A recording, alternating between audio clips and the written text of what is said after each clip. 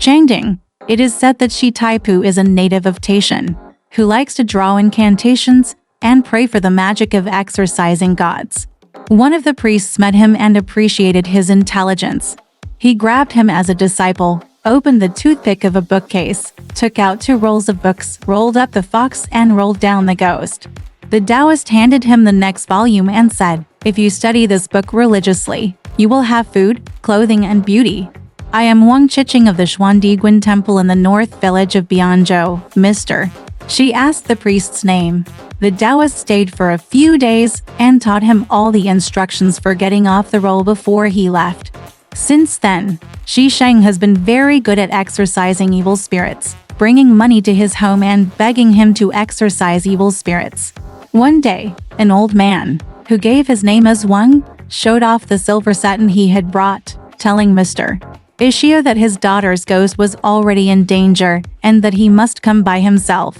When Shi Sheng heard that the patient was already in danger, he refused to accept his belongings and promised to try with him. After walking more than a dozen miles into a mountain village, I arrived at Anso's house and saw only the gorgeous beauty of the house. Inside, a young woman is seen lying in a tall tent, hooked up by a maid.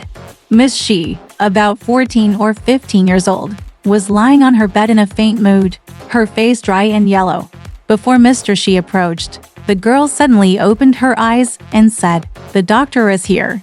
The Anso family is delighted to say that the girl has been unable to speak for days. Mr. Shi left the room and asked about his condition. A teenager would come in during the day and sleep with her, and when he went to get him, he couldn't see again. He came back later, says Anso. "I think he must be a ghost. If he's a ghost, it's not hard to get rid of him. I'm afraid he's a fox. Then I don't know how to get rid of him, Mr. She said. Answer said, "It must not be a fox. It must not be." Mr. Shi drew a character for him and stayed at his house that night. In the middle of the night, a teenager enters the stone room, dressed neatly. Mr. Ishio, suspicious of being a relative of his owner, stood up and asked him.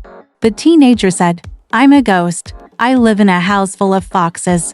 I've been living here for the time being since I fell in love with his daughter. Red Pavilion. Sneaking round foxes doesn't hurt the spirits.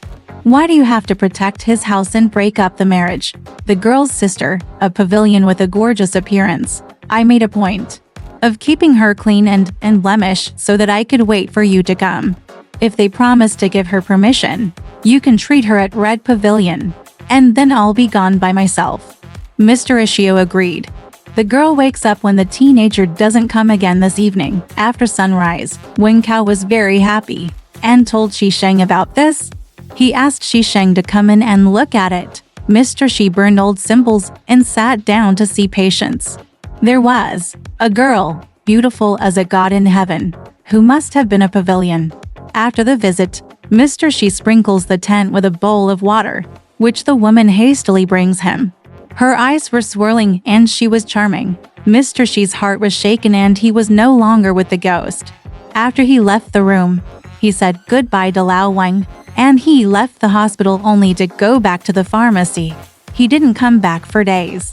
Since then, the ghost of the Wang family has become more and more unscrupulous, and besides the pavilion, his wife and maid have been seduced by him. Wang Xiao then sent a servant to lead the horse to Shi Sheng, who urged him to stay ill. The next day, Wang Xiao came in person, and Shi Sheng purposely pretended that his leg was ill and came out on crutches. Anso saluted him and asked him why he was sick. "It's a hard thing to be single," he says. "Last night my maid went to bed and changed the kettle for me. She fell off her hand and boiled my feet." Wen Kao asked, "Why has it been so long now that we are not remarrying?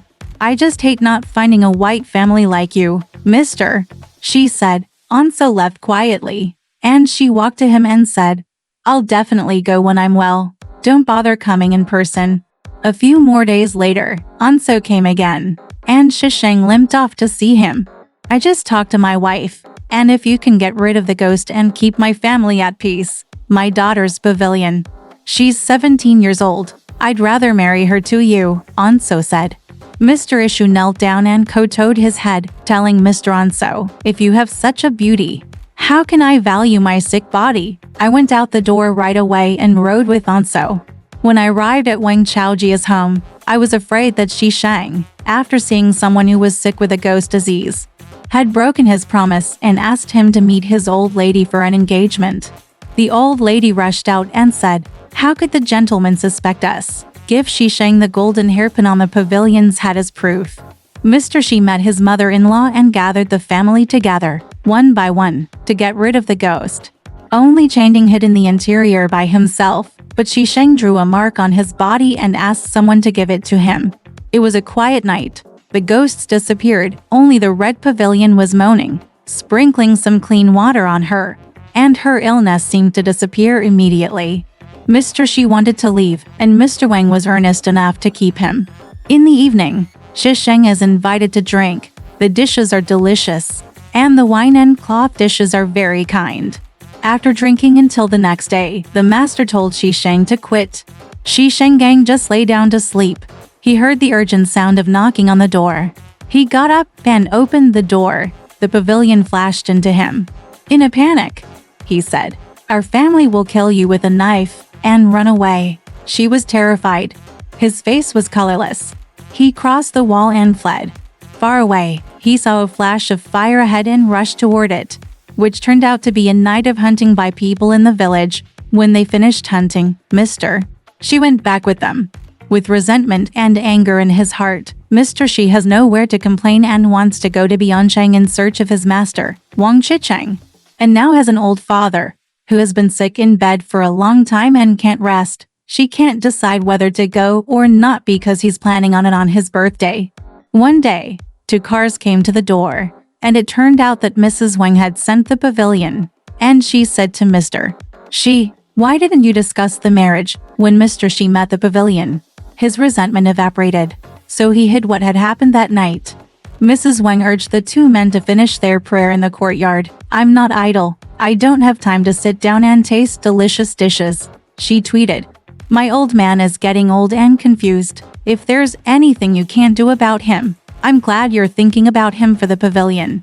So I got in the car and left. The old lady didn't know about Anso's plan to kill his son-in-law, but she didn't find out until Shi Sheng returned. The pavilion also cried and refused to eat. The old lady insisted that the pavilion be sent. It was not the old man's intention. The pavilion passed the door, and Mr. She asked her to find out why. After 2 or 3 months, when the Wang family came to pick up their daughter and visit her family, Mr. She estimated that she would not be able to return, and that she would not be allowed to return. The pavilion has been crying ever since. After more than a year, she gave birth to a son, Huer, and hired a nursing mother to nurse him. But he cried so much that he must return to his mother at night. One day, the Wang family sent another card to say that the old woman missed her daughter so much that the pavilion became more sad and she couldn't bear to keep her. The pavilion is going to carry the children, but Shi Sheng won't allow it, so the pavilion will go back to her mother's house. At the time of parting, it was agreed that the term would be 1 month. However, more than 6 months later, there was still no news. Mr. Shi sent a visitor to see the Wang family's former rental compound, which had been vacant for a long time. More than 2 years later, all hope is dead. His son cried all night, and Stone was cut with a knife. Soon after, Shi Sheng's father died of illness, and Shi Sheng was doubly sad and sick. My father asked during his funeral that he was too sick to accept the condolences of his guests and friends. In the middle of the coma, a woman was heard crying and, at first glance, it turns out that the man wearing the pony is the pavilion. Shi Sheng was so sad that he lost his temper after a bout of pain. The maid called in panic, and the pavilion stopped crying and came to touch the stone. It took a while for the stone to recover and his doubts to die, thinking he was in the dark with the pavilion. It's not in the shadows. I'm not filial. I can't get the favor of Father Yan. I can't come back for 3 years because I'm obstructed, and I can't deal with your heart, said Changting. My family passed by Donghai and learned of his death. I've broken off my love for your son and daughter by following in my father's footsteps. But I'm afraid to defy the rules between my daughter-in-law by following in his footsteps. When I came, my mother knew, but my father didn't. The son jumped into her arms. When she finished, she stroked her son and cried, "I have a father. And the child has no mother," Emily cried, and everyone in the house was crying. Standing up, Mr. Shi took care of the chores and the pilgrimage instruments before the coffin were full and clean. "But because of the long illness, I can't get up in a hurry," Changting asked Shi Shang's cousin to receive the condolences.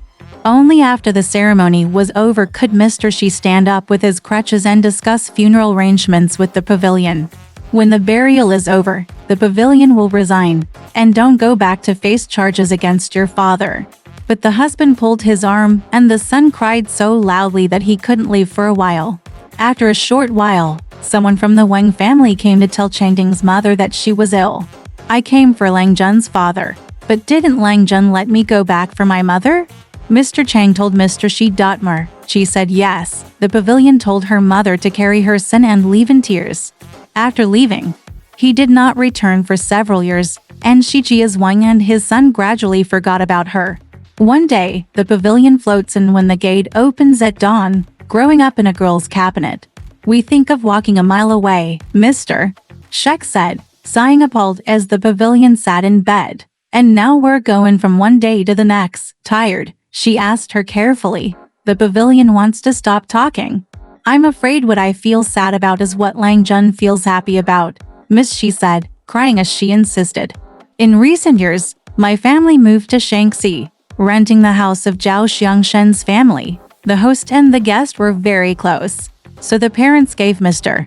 Zhao the red pavilion as their wife. Mr. Zhao often paid for gambling, and his family life was not harmonious.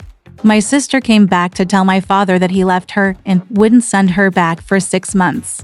So resentful, Mr. Zhao hired a villain from nowhere and sent the gods to take the iron cord and tie up his old father. The family was terrified, and suddenly they ran away. When Shi Shang heard about it, he couldn't help laughing. He is not a benevolent man, but he is also my father, Mr. Nagakuchi said angrily. I've been with your husband and wife for a few years, and there's nothing to disagree with. Today my family was wiped out. Hundreds of people were displaced. And if you're not sad for my father, aren't you? I heard that I was dancing, not to mention comforting me. Why is it so ruthless? I just threw my sleeves off. Mr. Shi rushed to apologize to her, and the pavilion was gone. With wistful regret, Mr. Shi had to break with it. 2 or 3 days later, Ms. Wang and Mr. Nagayasu arrived, and Mr. Shi was delighted to consolate his greetings. Both the old woman and the pavilion kneeled down, and Mr. Shi asked them in surprise. Both mother and daughter cried. I left in a rage, and now I can't insist on it and I have to ask for help, Mr. Nagakuchi said.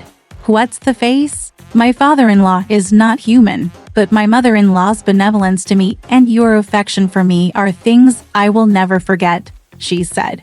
But it's also human nature that I'm glad to hear about my father-in-law's accident. Why can't you put up with it for a while? I just met my mother on the way to find out that the man who took my father was your master, said Nagate. Shi Sheng said. It's really easy to do that too. But if your father-in-law doesn't return, your father and daughter are separated. I'm afraid if your father-in-law returns, then your husband will cry, and your son will be sad. The old lady swore to make her wish clear. Mr. Nagakute also vowed to repay his husband's kindness. Shi Sheng prepared his clothes to go to Bianzhou and found Xuan Digwen. It turns out that Wang Chicheng has just returned. Mr. Shi went in to visit his master, who asked him, What are you here for? Mr. Shi, seeing an old fox in the kitchen with a hole in its front femur leashed with a rope, laughed and said, My disciple is here for this old fox spirit. He is my father-in-law, Mr. Shi said, pressed by Mr. Wang. I told my master the truth. Wang Daoshi said the old fox is too devious to be released easily. Mr. Shi asked repeatedly before Mr. Wang answered. Mr. Ishio described in detail the old fox's devious behavior, which the old fox heard and shoved his body into the cooker as if in shame. His shame hasn't been completely lost, laughs Wang. Mr. Shi stood up, led him out and cut the rope with a knife, and pulled it out of the wound. The fox was in pain and his teeth clattered. Instead of pulling it out, Mr. Shi pounced, laughing and asking the old fox, Father-in-law feels pain. Is it okay not to pull the rope? The old fox's eyes shone like anger. When Mr. Shi let him go, he rolled his tail and went off the trail. Mr. Shi said goodbye, and Master Shi came home. Someone has come to Shijia 3 days ago to report on So's return. The old lady went back first, leaving her daughter to wait for Shishang. When Mr. Shi arrived at home, the pavilion kneeled on the ground before the pavilion ascended, and Mr. She held her up and said, "If you can't forget the feelings of the couple, I don't care if I'm grateful or not." Now my parents have moved back to their home and the village is close enough to communicate with each other, Chang said. I want to visit my father at my mother's house and come back in 3 days. Can Lang believe it? After his son was born, he had no mother, but he didn't die, she said. I live a bachelor's life every day, and I'm used to it. Now, instead of being like Mr. Zhao, I've done everything in my power to repay your father. If you don't come back, you're betraying my feelings. I'm sure I'll stop asking, even though the two families are close. What's not to believe? The pavilion returned to her mother's house the next day, and returned after 2 days. Why did you come back so soon? Mr. Shi asked. My father always said it because Lang Jun had teased him and Bianzhou. Mr. Cheng said, I didn't want to hear it anymore, so I came back early. Since then, Ms. Nagai has had a close relationship with her mother and sister, while her father-in-law and son-in-law have not. Alright, this story has come to an end. If you liked it, please give it a thumbs up. Thank you.